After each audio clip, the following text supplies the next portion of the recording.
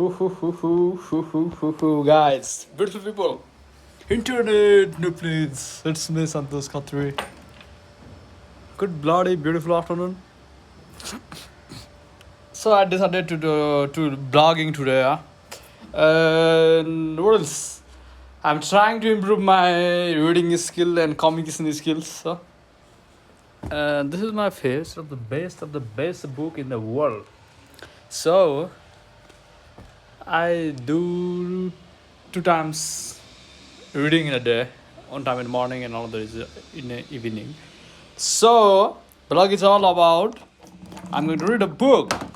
I got a chapter 10 today. Power of the Mastermind title. Chapter 10. Okay, but first, stay hydrated as possible. Let's drink water together. Haha.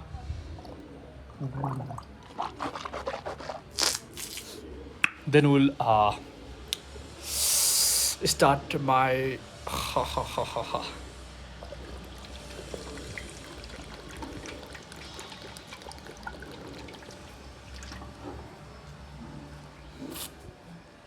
So after a couple of days, I'm planning to do a little bit hiking with my cousins. So tune in. Okay, first of all, I'm trying to what? Speak in English in a general. Speak in English in general. Does that make sense? I don't think so. So anyway, first let's finish this water, baby.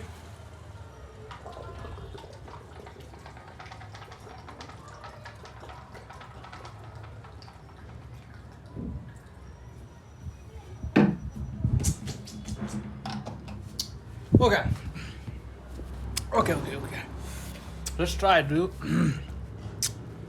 So this is my favorite one. I got this book on 2023. Since then, I'm reading more than 100 times, I guess. This is the title.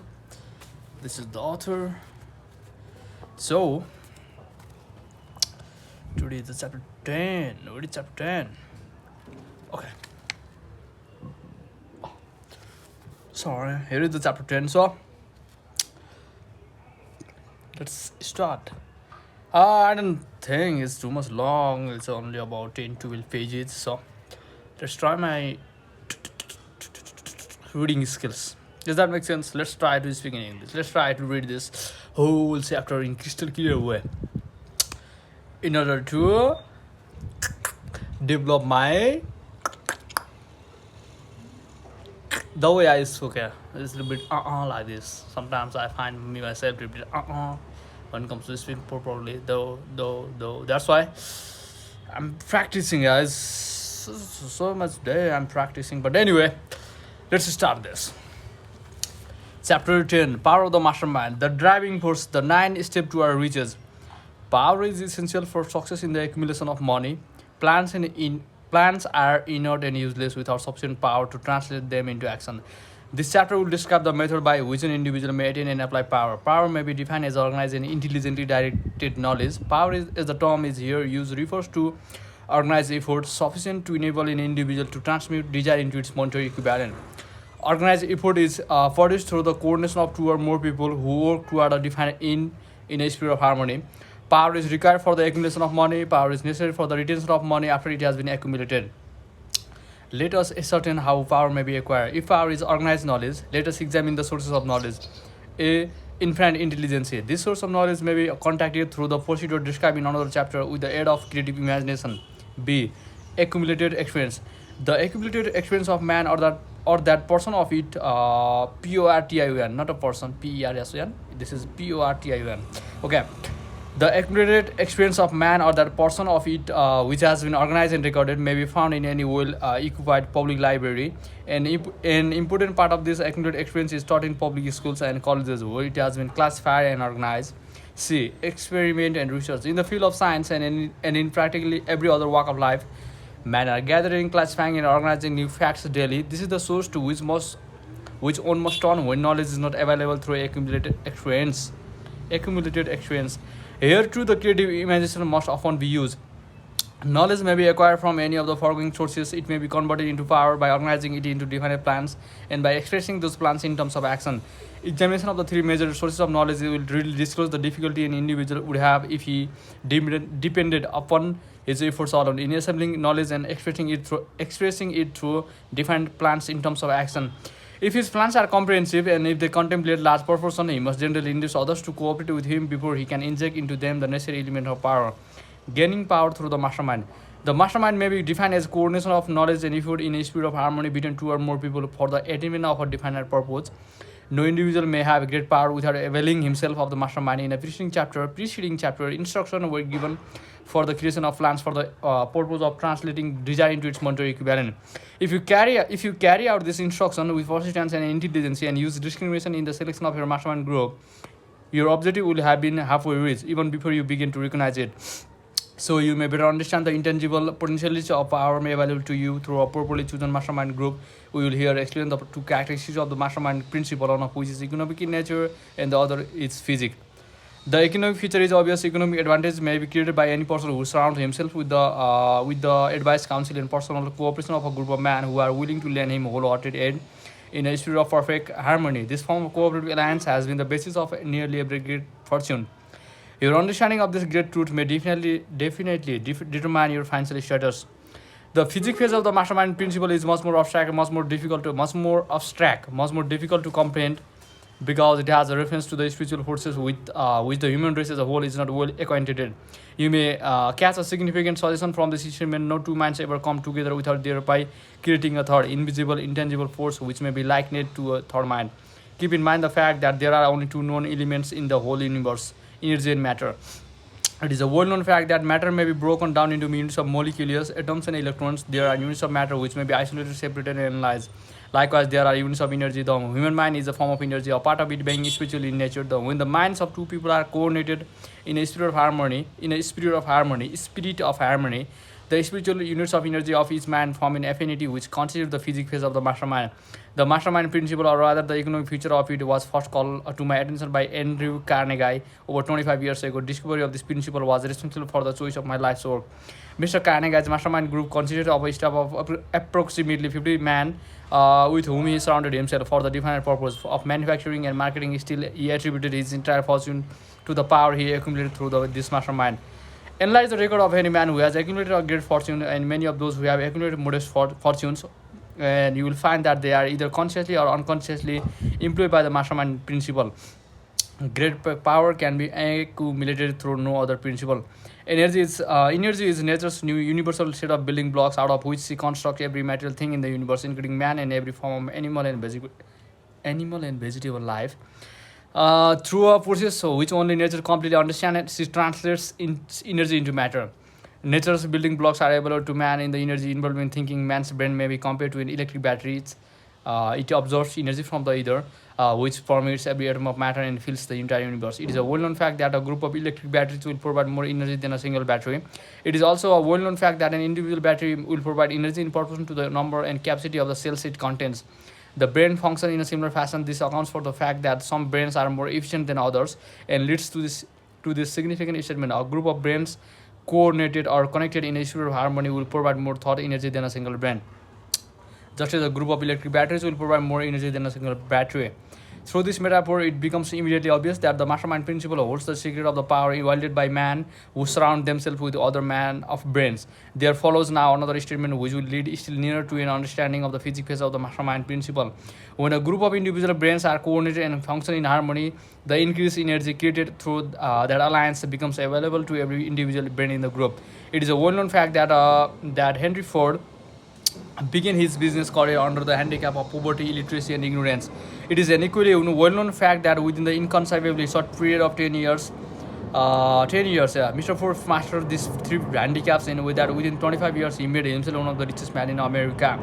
Connect with this fact, the additional knowledge that Mr. Ford's most rapid strides became noticeable from the time he became a personal friend of Thomas Alva Edison. And you will begin to understand what the influence of one man upon another can accomplish. Go a step further and consider the fact that Mr. Ford's most outstanding achievements began from the time that he formed the acquaintances of Harvey Firestone, John Burroughs, and Luther Burbank. Each of man of great brain capacity, and you will have further evidence that power may be produced through friendly alliance of minds. There is little, if any, doubt that Henry Ford is one of the best informed men in the business and industrial world. The question of his wealth needs no discussion. Mr. Analyze Mr. Ford's intimate personal friends, some of whom have already been mentioned, and you will prepare to understand the following statement. Man take on the nature and the habits and the power of thought of those with whom they associate in a spirit of sympathy and harmony.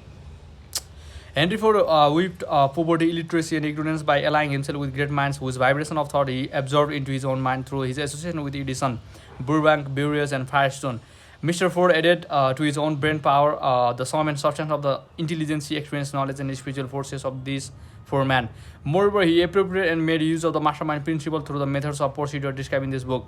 This principle is available to you. We have already mentioned Mahatma Gandhi. Perhaps the majority of those who have heard of Gandhi look upon him as a merely an eccentric little man who goes around without formal wearing apparel and makes trouble for the British government. In reality, Gandhi is not eccentric, but he is the most powerful man now living, estimated by the number of his followers and their faith in their leader. Moreover, he is probably the most powerful man who has ever lived. His power is passive, but it is real. Let us study the method by which he attained his stupendous power.